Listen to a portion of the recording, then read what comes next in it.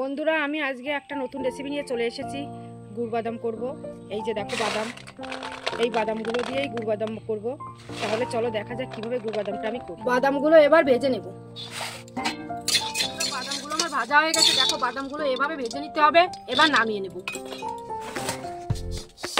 খোসাগুলো এভাবে ছাড়িয়ে নিতে হবে। দেখো একটুখানি ডলা দিলেই খোসাগুলো ছাড়িয়ে যাচ্ছে।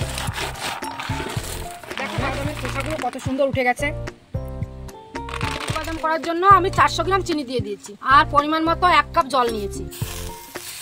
জল দিয়ে দিলাম 1 কাপ।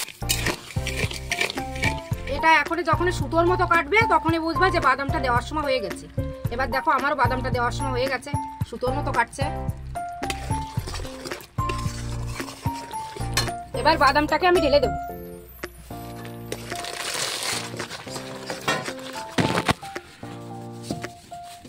দেখো বন্ধুরা গুড় বাদামটা আমার কমপ্লিট হয়ে গেছে।